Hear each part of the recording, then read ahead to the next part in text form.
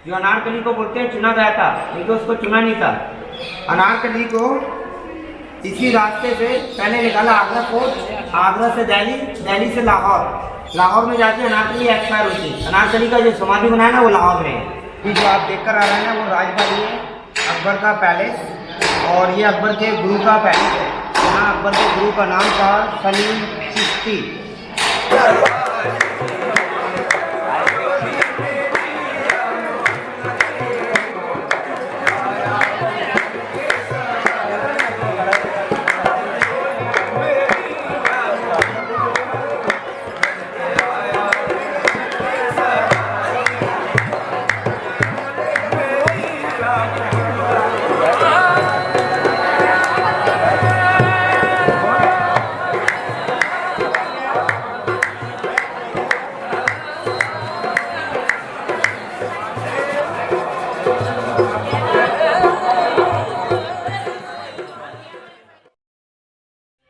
ये बादशाह अकबर की 3 रानियां थीं, वो भी अलग अलग धर्मों से।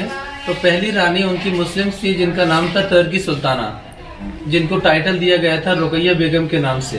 तो ये उनका महल है उनकी पहली रानी का, जिसको शीश महल बोला जाता है, बिकॉज इसके अंदर शीशे लगे हुए थे, इसलिए इस महल को शीश महल बोलते हैं। वहाँ जो आप देख रहे हैं ना जालियाँ, वहाँ पर शीशे लगे हुए थे उस दौर में। कौन सी जालियाँ बोल रहे हो? जो बॉक्सेस बने हैं ना, स्टार बनाए गए हैं और दूसरी जालियां हैं, उनके अंदर शीशे लगे हुए थे। और आप नीचे देखेंगे जरा, ये जो बॉर्डर बना हुआ है ना, यहाँ लाइनिंग्स है, इसके अंदर आप जरा देखिए गौर से, एक स्वास्तिका डिजाइन बनाया है, स्वास्तिका का। आपने तो शायद कोई नोटिस कर सके इस चीज को। ये मुस्लिम रानी के महल में हिंदू सिंबल्स बनाया गया है, बिकॉज दीन इलाही धर्म की जब शुरुआत की गई थी तो बादशाह अकबर ने अपने घर से शुरुआत की थी, क्योंकि जब भी कोई अच्छा इंसान अपने अच्छे काम के लिए शुरुआत करता है तो वो घर से करता है, वरना बाहर के लोग उससे बोलेंगे अपने घर में इम्प्लीमेंट नहीं किया, बाहर करते हो। तो बादशाह अकबर ने दीन इलाही धर्म की शुरुआत अपने घर से की थी। मुस्लिम रानी के महल में हिंदू सिम्बल्स बनाए हैं, और कैथोलिक रानी के महल में हिंदू सिम्बल्स बनाए हैं और इस्लामिक बनाए हैं। और हिंदू रानी के महल के अंदर इस्लामिक धर्म के हैं, जूइश के हैं और कैथोलिक के हैं, सबको एक दूसरे से मिक्स किया है, कंबाइंड किया है। तो ये इस तरह की खूबसूरती है बादशाह अकबर की। यहाँ पे मसाले जलते थे। हाँ, टाइल्स लगते थे, मसाले का टाइल्स होता था, उसी टाइप के वो टाइल्स लगाए गए और खूबसूरत डिज़ाइन भी दिया गया। और आपने तानसेन का नाम सुना होगा दादा? गाय का बैठ जाता। ये तानसेन की गाने की जगह है और वो बादशाह अकबर का महल है। Tansen was very good musician.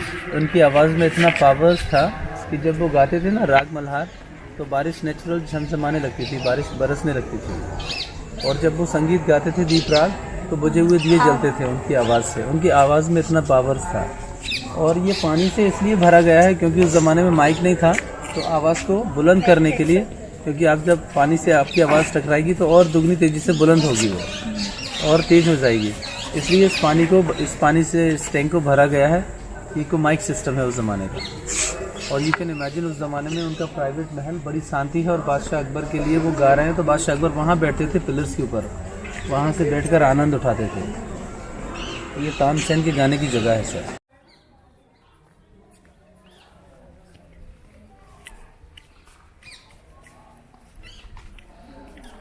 और ये डाइनिंग हॉल है। जब वो पूरी फैमिली खाना खाने के लिए आती थी तो हवा के जरिए खुशबू अंदर आती थी। ये उनके स्टैंडर्ड में था, खाने के साथ खुशबू का मजा लेना ये मुगलों के स्टैंडर्ड में था। तो इसलिए इतरान डाइनिंग हॉल के करीब में बनाया गया है। बनाए गए हैं दालान, जहाँ पर ये पूरा उनका बेडरूम है और वो बेड है, पत्थर का बेड, जहाँ वो सोते थे। बादशाह अकबर। और यहाँ पर सीढ़ियाँ बनी हुई थी ऊपर जाने के लिए, जो टूट गई हैं उस ज़माने का। This was the bedroom of Akbar. Akbar used to sleep on the bed, on the stone bed. लेकिन इसे सॉफ्ट करने के लिए वो रेशमी गद्दे और तकियों का इस्तेमाल करते थे, कालीन वगैरह। उस ज़माने में शाही चीज़ें हुआ करती थी। और वहाँ जो 2 रोशनदान बने हैं दादा, वो दरअसल नेचुरल लाइट और हवा के लिए बनाए थे, क्योंकि उस ज़माने में लाइट पंखे नहीं थे, तो इसकी ज़रूरत थी। तो नेचुरल वेंटिलेशन यूज़ किया गया था इसको ठंडा रखने के लिए। और ये नीचे पूरा पानी से भरा रहता था ठंडा रहने के लिए। क्योंकि ग्राउंड फ्लोर है ना, तो ये ज़्यादा गर्म रहता था। इसको ठंडा रखने के लिए पानी भरा जाता था इसके अंदर। और यहाँ पर इस टैंकों को पानी से भरने के बाद गुलाब के फूल बिछाए जाते थे खुशबू के लिए। तो ये सारी इस एरिया में पूरे में खुशबू महक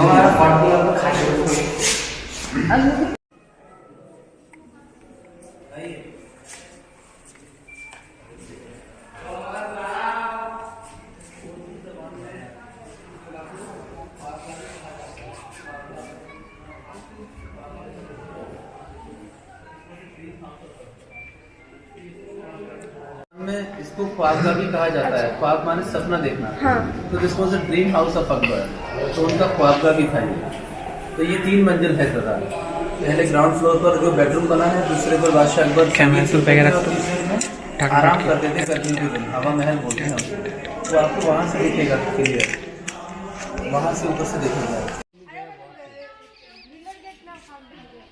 वो जालियों में तो चले जाते हैं। गोल्डन हाउस बोला जाता है। जैसे आपने वहाँ देखा शीश महल, ये है गोल्डन पैलेस। उस ज़माने में रंग बिरंगी पेंटिंगों से इसको पेंट किया गया था, इसलिए इसको गोल्डन हाउस नाम दिया गया है।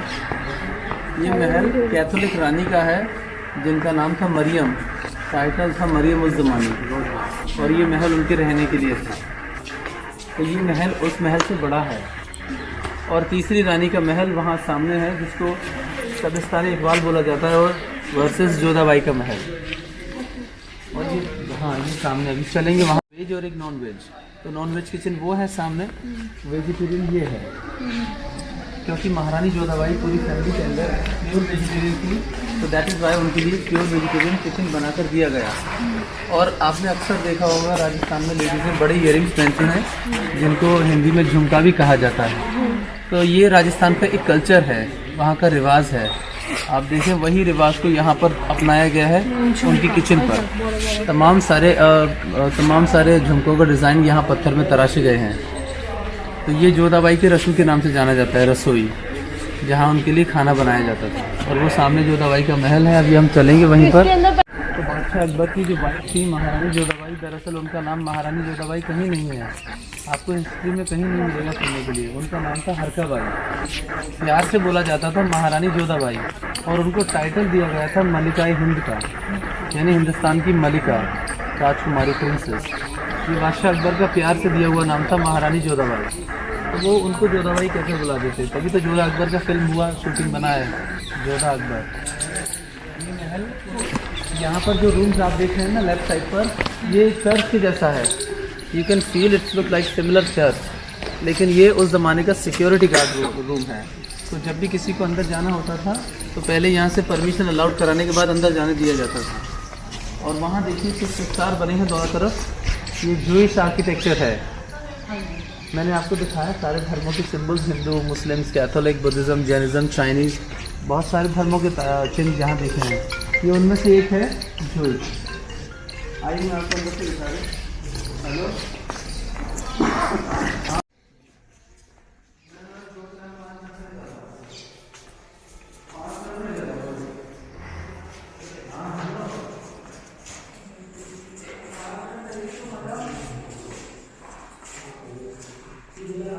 यहाँ से देखें ये इतना बड़ा महल उनके लिए बनाया गया है। तो ये दादा सबिस्तान इकबाल है इस महल का नाम। इस महल में आने के लिए एक ही एंट्रेंस है और एक ही एग्जिट पॉइंट है, because to protect his son. अपने बच्चे को सुरक्षित रखने के लिए उन्होंने ये महल बनाया था। और इस महल की दीवारें काफ़ी ऊंची हैं। तो आपने अक्सर राजस्थान में देखा होगा हवेलियाँ, तो ये उसी पैटर्न में बनाई गई हैं, राजस्थान की हवेली स्टाइल में। इस महल के अंदर 2 महल और हैं। एक राइट साइड में बना हुआ है जिसको समर पैलेस बोलते हैं, और एक है विंटर पैलेस। ये दोनों एक से हैं, पर इनमें क्या डिफरेंट है, बिकॉज ये जो समर पैलेस है इसके पीछे की दीवारें नहीं लगी हैं वहाँ। उसके अंदर वहाँ दीवार की बजाय उन्होंने पत्थर की जाली लगाई है चारों तरफ, पूरी यहाँ से वहाँ तक। तो 450 बरस पहले इस महल के पीछे एक पानी का बड़ा सा नहर होता था जिसका नाम था पानी का मोती झील। उस मोती झील के जरिए ठंडी हवाएं जालियों के द्वारा अंदर आती थी। So this place becomes automatically cooler. तो वहाँ एसी की, पंखों की ज़रूरत नहीं थी, क्योंकि उस ज़माने में था भी नहीं कोई साधन। तो नेचुरल इसको ठंडा रखा जाता था। और ये है गर्म, बिकॉज ये चारों तरफ से पैक है। तो ये सर्दियों में गर्म महल रहता था अंदर से, इसको सर्दियों में यूज़ किया जाता था। और बादशाह अकबर का जब विवाह महारानी जोधाबाई से हुआ तो वो दरअसल भगवान कृष्णा जी की फॉलोवर्स थी, और जब उनका विवाह हुआ तो वो भगवान जी की बड़ी सी प्रतिमा को साथ लेकर आई थी। जब वो साथ लेकर आई तो बादशाह अकबर ने उनके लिए मंदिर बना कर दिया। वो सामने बहुत खूबसूरत मंदिर बना हुआ है, उनकी प्रतिमा को वहाँ सजाया गया और बाकायदा उनके साथ सारे रीति रिवाज और रस्मों को निभाया गया, उनके साथ पूजा की गई। और इस बात के चलते हुए बादशाह अकबर को इस्लाम के धर्म गुरुओं ने नोटिस जारी कर दिया, जिसको उर्दू ज़बान में फतवा बोलते हैं, शायद आप पता नहीं जानते हैं कि नहीं। तो फतवा उनको जारी कर दिया गया, लेकिन बादशाह अकबर ने सबको नज़रअंदाज किया, क्योंकि उनको तो इंसानियत को ज़िंदा रखना था। इसीलिए वहाँ पर मंदिर में पूजा के लिए जाते थे। तो बादशाह अकबर सारे धर्मों का सम्मान करते थे, इसीलिए तो बादशाह अकबर को सम्राट का उपाधि मिला है। I want to tell you one thing is important कि मुग़लों में सबसे पहले यहाँ बाबर आए थे, बाबर के बाद हुमायूं के बाद अकबर के बेटे, उनके बेटे हैं सलीम, जिनका दूसरा नाम जहांगीर है। जहांगीर जो नाम दिया है उसका आई विल टेल यू क्यों दिया गया। जहांगीर के बेटे हैं शाहजहां, जिन्होंने ताजमहल को बनाया है। शाहजहां के बेटे हैं औरंगज़ेब, फिर बहादुर शाह जफ़र, शेर शाह सूरी। लेकिन इन सारे मुग़लों में बादशाह अकबर इकलौते ऐसे राजा थे जो सारे धर्मों को माना करते थे, और उनको सम्राट का उपाधि मिला है। बिकॉज भारत में 2 ही सम्राट रहे हैं, पहले अशोका और दूसरे अकबर।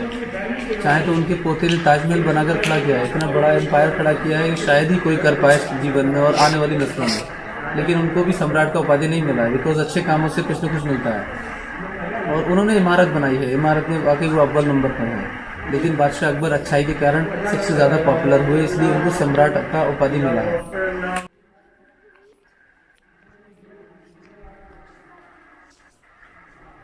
আর এইগুলো ছিল হচ্ছে যোধাবাই আকবরের দাসীদের ঘর, তার যারা সেবা করতেন তাদের ঘর।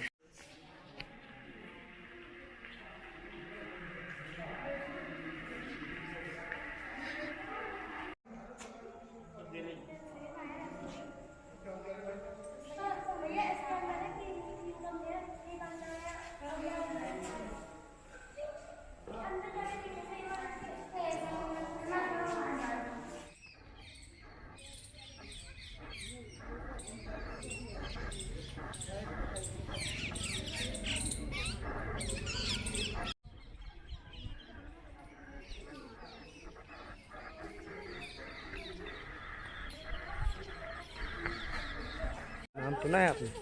सरदार जी, वो कभी यौन करके काम नहीं करता है।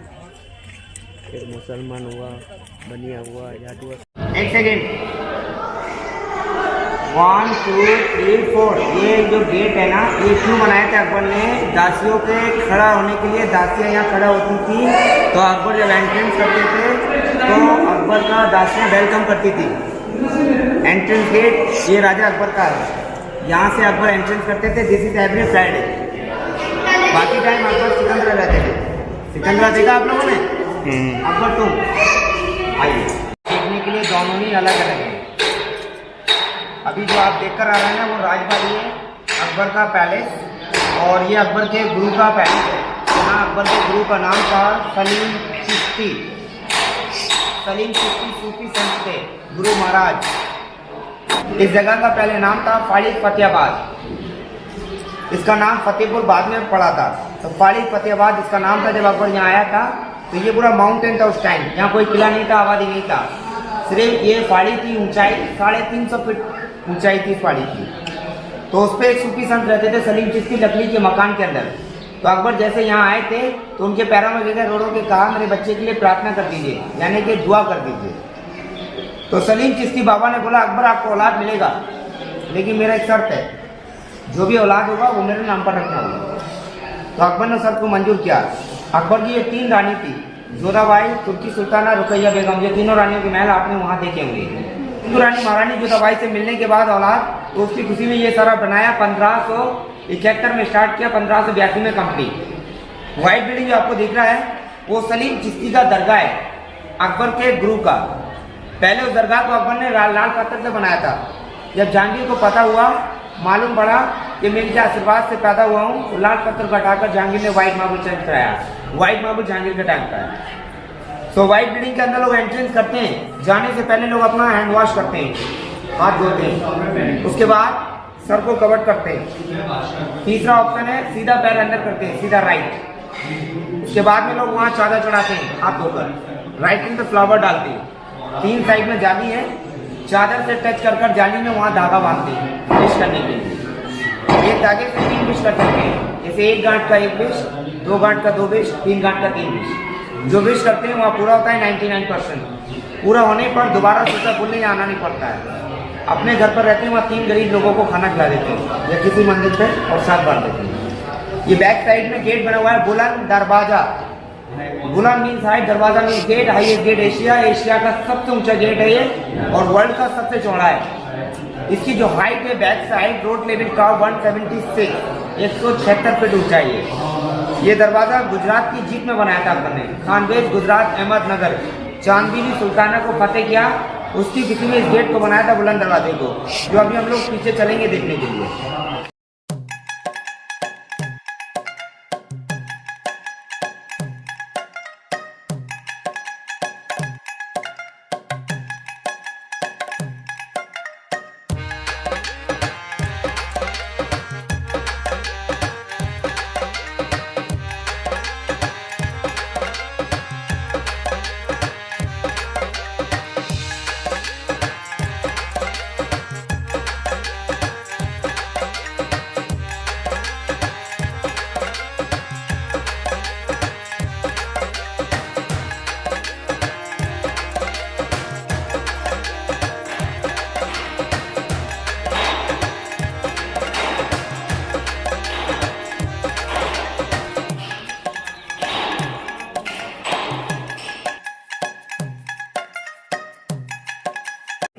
हॉलो पूरा इसको काट के बनाया है, आज के टाइम में नहीं बन सकता।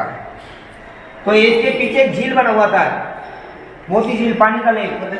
अब लाइट का सिस्टम नहीं था, कंप्यूटर सिस्टम नहीं था, कार नहीं थे, सिर्फ लोग घोड़ों पे जाते थे, भाई भाग जाते थे।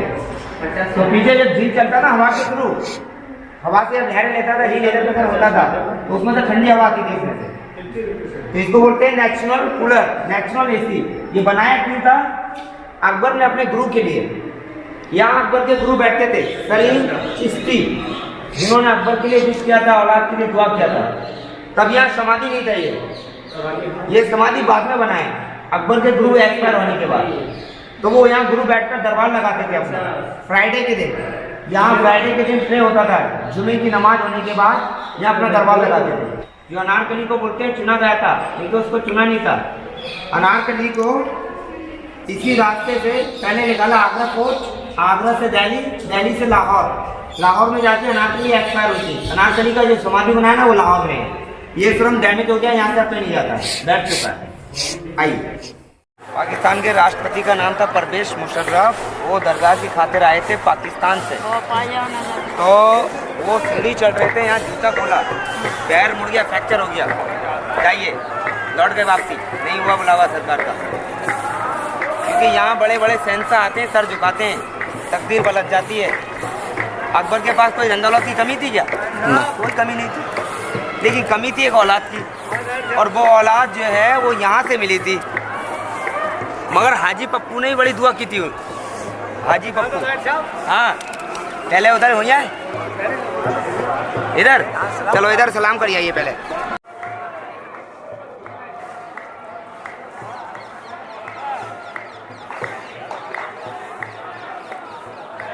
ये पत्थर का गेट, पाथुरे दर्जा,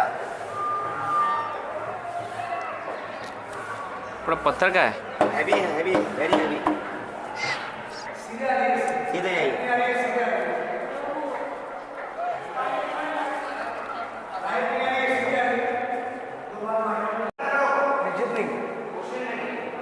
जबरदस्ती नहीं जाए साहब।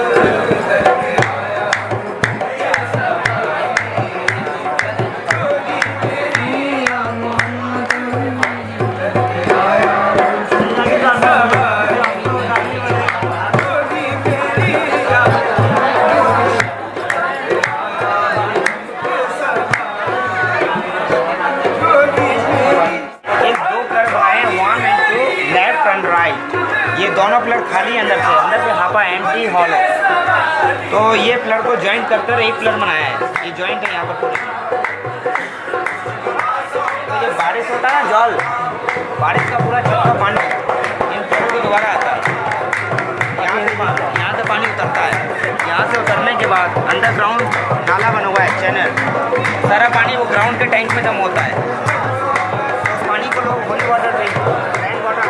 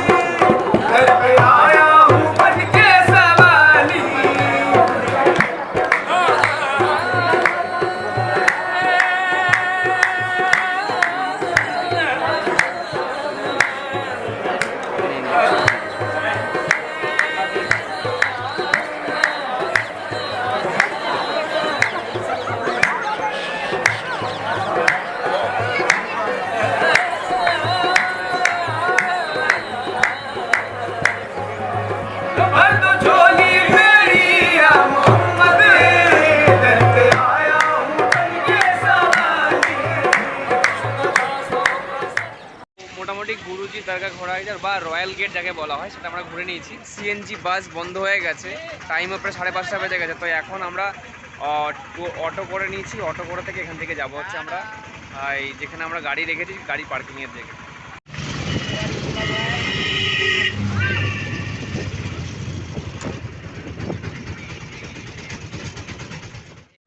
মথুরা বৃন্দাবন ঘুরেছি, সেখানে খালি শাকাহারি খেয়েছি। তো ফাইনালি আগ্রায় এসে যেই জিনিসটা স্বাদ সবসময় নিই সেই জিনিসটা চলে এসছে প্লেটে, বাট আমি এখনো পাইনি। আমার সতীর্থরা পেয়ে গেছে। ভাতের থালি, এত কম দাম এখানে। 1 পিস মাংস, অল্প কটা ভাত, একটুখানি ডাল, একটুখানি সবজি, 2টো স্যালাড আর একটু আচার। প্রাইস হচ্ছে 90 টাকা। আর 90 টাকায় আমরা ওখানে মাটন বিরিয়ানি খাই। এটাই যে ডিফারেন্স কলকাতার সাথে আউটসাইডে।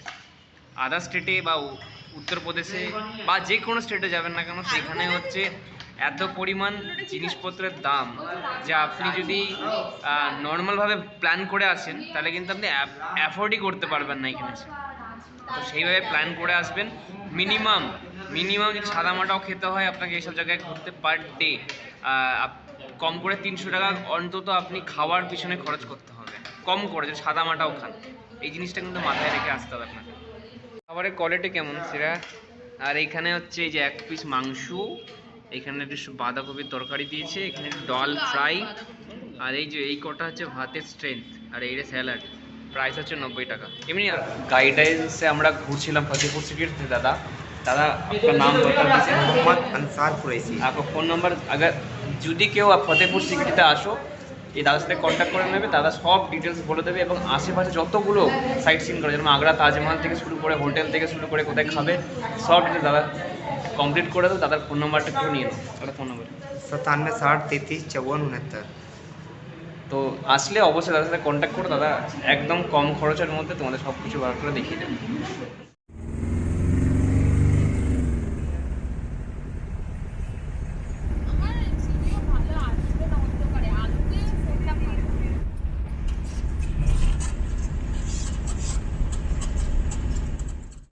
তো আজকের আমরা চলে এসেছি আগ্রাতে।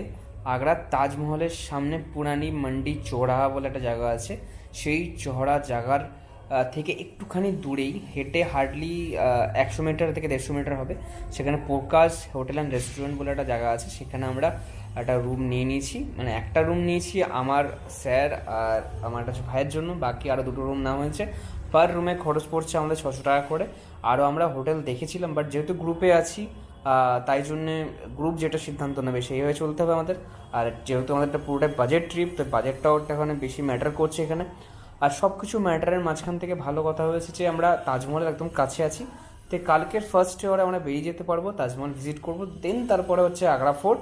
এবং ইভেন্টে যদি টাইমটা অনেকটা পরিমাণে বেঁচে যায় তাহলে আমরা বাচ্চা তাজমহল আমরা দেখে নেবো আর তোমাদেরকেও ভালো মতন দেখাবো আর পুরো এক্সপিরিয়েন্সটা তোমাদের সাথে শেয়ার করবো।